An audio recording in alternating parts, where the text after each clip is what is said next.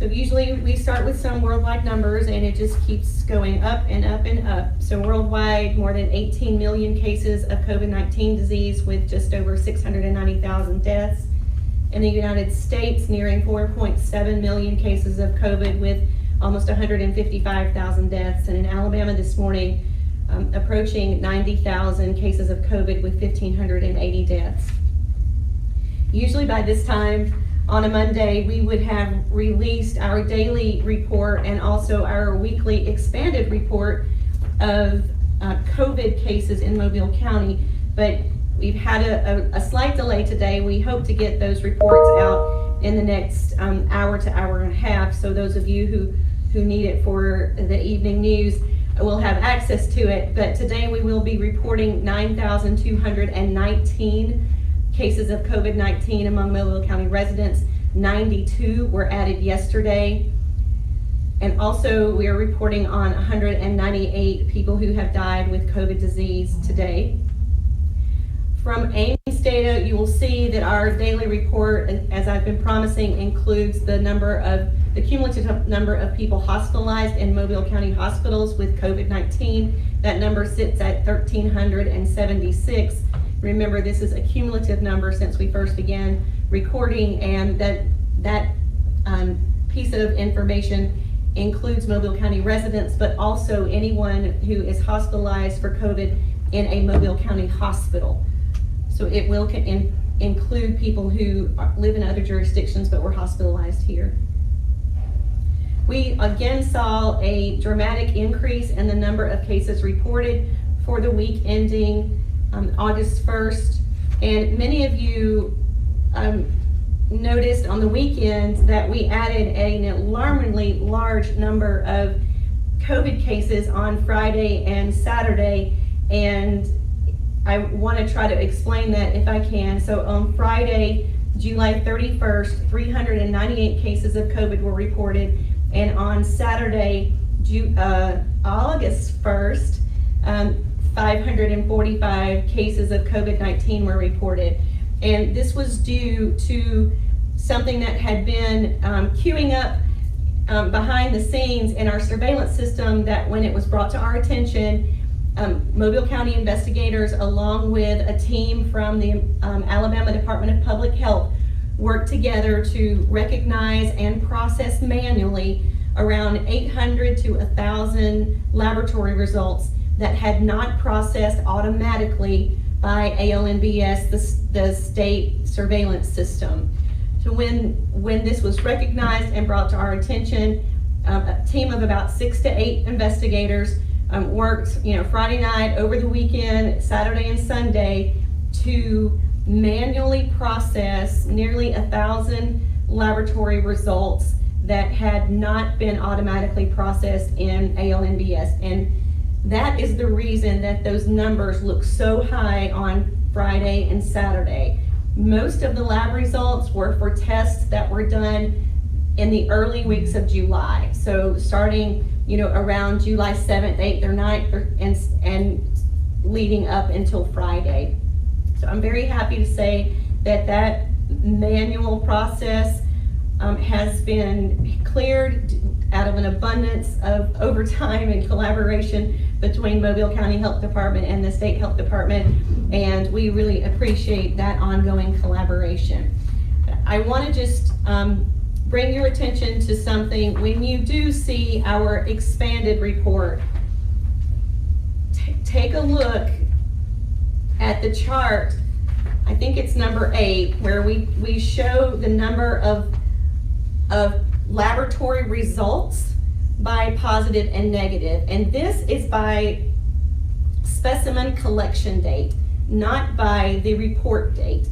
So the ones that we processed on Friday and Saturday, because that was the first time someone had touched them in the system, they came across as appearing to have been reported to us on Friday and Saturday. But when you take a look at the data by specimen collection date, you can see that most of those cases were spread in previous weeks. So they were lab tests that had been performed and reported to patients earlier in July. It's just that the report to public health is artificially skewed because of that that manual processing that we had to go in and do some work on.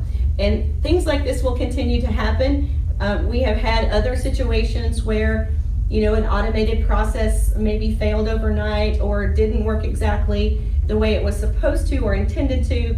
And when those things are, when we catch those things or they're brought to our attention, we try to get them, to get the fix implemented as quickly as possible, and then do any manual processing of those data that we have to. And there will continue to be changes to the way we are conducting surveillance for COVID-19 in the state of Alabama, because again, the system is overwhelmed with the large number of laboratory positives that are coming from around the county. We're still in an extremely high level of community-based transmission right now, so we still need you to please continue social distancing, covering your cough, washing your hands, staying at home if you're sick, and wearing your cloth face covering. When we look closer at the data, I know it's hard to tell from this, you know, aberration that occurred on Friday and Saturday, but when we look closely at the data, it appears as if we had fewer COVID cases reported last week than we did the week before. And that is an early hopeful sign that the mask ordinance, that increasing compliance with the mask ordinance may be actually having the intended effect.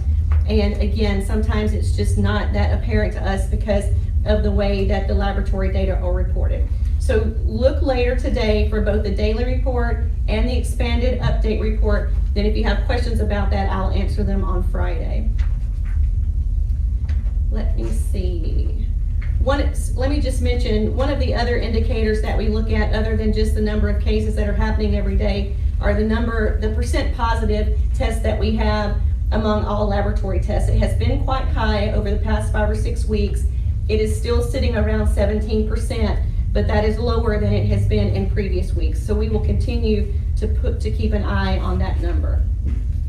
All right, let's move over to some questions here. The first question of the day is about a therapy, and we have a new pharmacoepidemiologist who came to work with us a couple of weeks ago, Dr. Scott Chavers. We are very pleased to have him join our COVID response team and our communicable disease investigation and outbreaks team. So I'm going to ask Scott to come up and answer this question.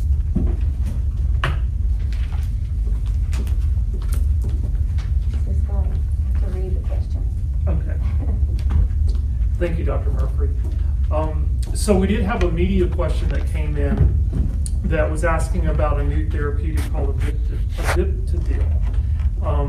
And the question went on to ask if it was being used in Mobile County. So I'll just give you a little bit of information about Aviptadil. It is a synthetic drug that is a form of vasoactive intestinal polypeptide. And by the name of that, you would think that it has activity in the gut. That's not quite true. It does have activity in the lungs, and it's being investigated for treatment of respiratory failure among COVID-19 patients. So it is not targeting the virus, it's targeting the symptoms of COVID-19. And the way the drug works is it inhibits the pro-inflammatory cytokines that are in the lungs. It also protects alveolar type 2 cells. So I need to stress that although this drug is in clinical trials, it has not been approved to date. So there is no scientific data showing the effectiveness and efficacy of Aviptadil. I think what has probably garnered the attention is that the FDA just recently granted Aviptadil expanded access. And what that means is that it can be used in certain instances where patients have failed therapy and they are not eligible to be included in the phase 2, phase 3 trials. And that includes pregnant women, which are often not included in our phase 2, phase 3 trials. If you'd like to get information on drug trials, whether that's related to COVID-19 or in particular Aviptadil, You can go to the clinicaltrials.gov website and you can search either by the drug or the indication, and it will give you the sites in which the clinical trials are being undertaken. As of today, Avimtadil is not being studied in Mobile. The sites that are being included are in California, Miami, Florida, Kentucky, and there's some additional international sites. So thank you very much.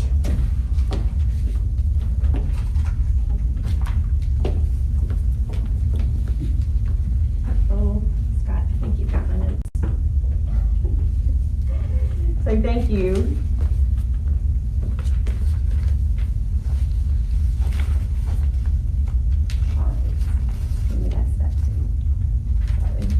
All right.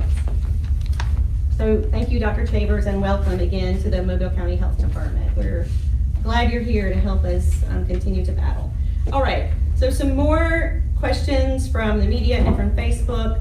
Lots of people asking about the increase in the number of cases. So I hope that I've explained that adequately, that most of it was a surveillance aberration, so an excessive number of cases added due to a backlog of manual processing of laboratory results that had not automatically processed through our state surveillance system. Let's see, most of these are about the increase.